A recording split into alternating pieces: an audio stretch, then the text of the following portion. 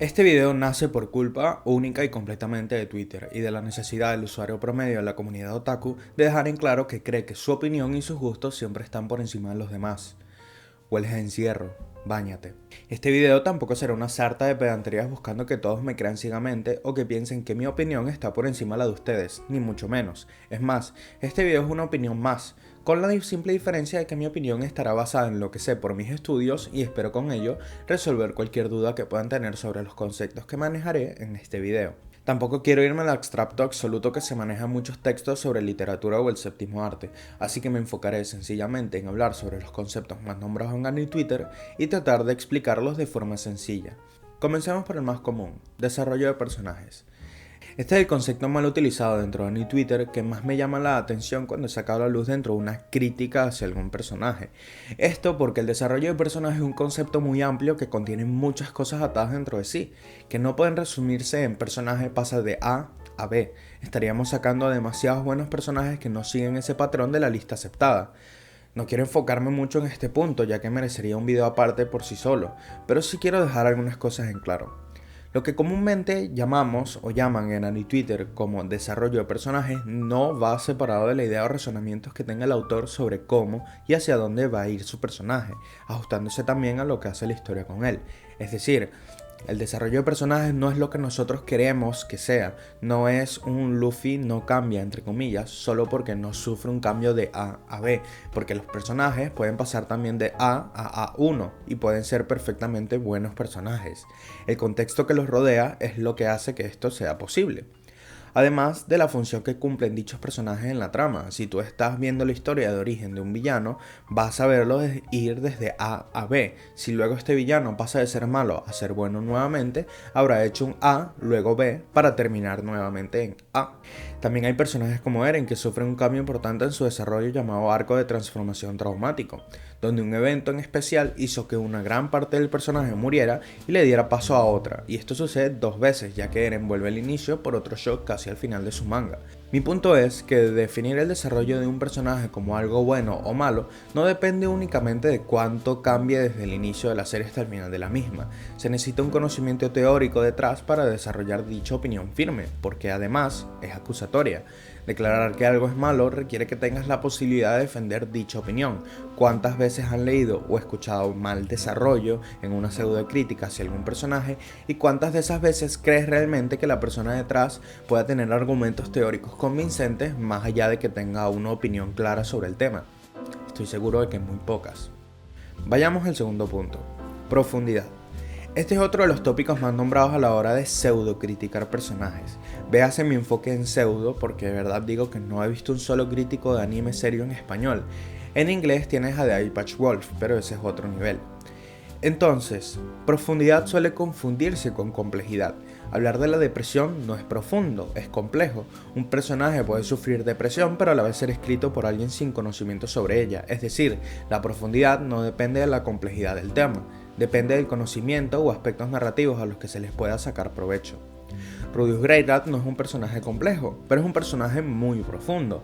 La idea de un hikikomori en un isekai no es compleja, y con esas palabras basta para que todos los que estamos metidos en el mundo del anime sepamos más o menos de qué va a ir dicho personaje. Pero el autor utiliza una idea gastada y clásica del anime, como lo es un hikikomori, y profundiza en esos aspectos que creíamos conocer pero en realidad no. Cómo es su visión del sexo, cómo se relaciona con el género opuesto o con su mismo género, cómo ve las relaciones interpersonales, cómo ve a su familia, puede tener relaciones sanas, se siente superior o inferior, etcétera, etcétera. Todas las cosas que se pueden analizar de Rudeus Greyrat parten de una idea que no es compleja, pero que sí puede ser profunda. Una idea compleja puede ser la de un personaje que representa un sentimiento o una emoción. Luffy es complejo, pero no es un personaje profundo, ya que One Piece, al ser una serie romántica, tiene un protagonista que va perfectamente alineado con lo que te quiere contar la historia en todo momento, sin salirse de sus lineamientos y manteniendo siempre la coherencia del mismo. Luffy es uno, no hay un Luffy antes y uno después.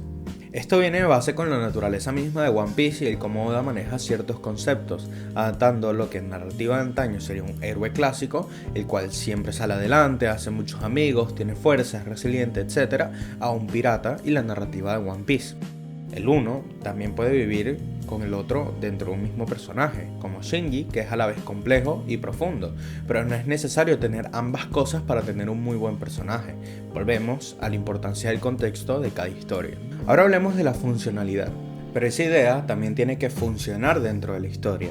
La historia del cine y del arte en general nos ha dado símbolos y conceptos que siempre o casi siempre funcionan mejor que otros. Pueden tratarse distintos ángulos, distintos tiempos y distintas historias, pero los conceptos suelen ser muy parecidos. El anime está lleno de estos conceptos que de alguna manera funcionan en su mercado. Protagonistas los más normales posibles, protagonistas los más amables posibles o directamente fantasías de poder. Esto porque es lo que el público japonés quiere ver, es su representación. En Occidente no solemos querer vernos a nosotros mismos representados en una historia de ficción, solemos ser personas que buscan algo más allá, quizás encontrar ideales parecidos, acciones que nosotros haríamos, pero nuestro personaje no puede ser exactamente cajero de banco número 1. No quiero decir que en Japón no exista otro tipo de personaje, solo quiero decir que el mainstream habitual suele ser ese, el de chico-chica sin mucho a su favor que termina envuelto en algo mucho más grande. Pero bueno, me estoy yendo por las ramas. El punto es que la funcionalidad del protagonista o de un personaje no depende únicamente de sus acciones dentro de la historia, sino de la importancia de su punto de vista dentro de la misma. ¿Por qué estoy viendo la historia desde su perspectiva? ¿Por qué el autor quiere que conozca a este personaje en específico? Si lo saco de la trama, ¿qué parte de la narrativa se pierde? El autor quiere representar estos valores en el personaje, basado en lo que yo sé, ¿los representa o no?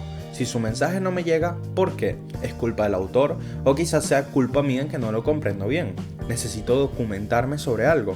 Tantas cosas definen la funcionalidad de un personaje en una trama, más aún si el protagonista es de quien estamos hablando, ya que su visión es la principal de toda la historia.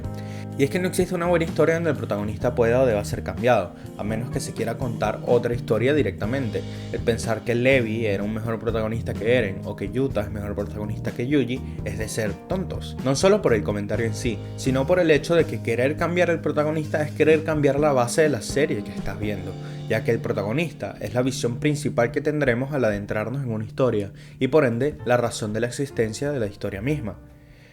Espero que con este video se puedan dar una idea de cuándo estos conceptos son usados erróneamente cuando leen alguna opinión en Twitter. Las personas suelen tratar la narrativa como algo simple de entender y esta suele ser tan compleja y tan distinta entre sí como la cantidad de series y películas que existen. Por ende, no creo que estos términos se deben utilizar a la ligera y menos cuando tu intención es solo la de dar una opinión y no la de buscar un debate a través de la crítica o el análisis. La diferenciación entre ellas es importante, para mí como para aquellos que realmente están interesados en la creación de historias. Sin más que añadir, paz.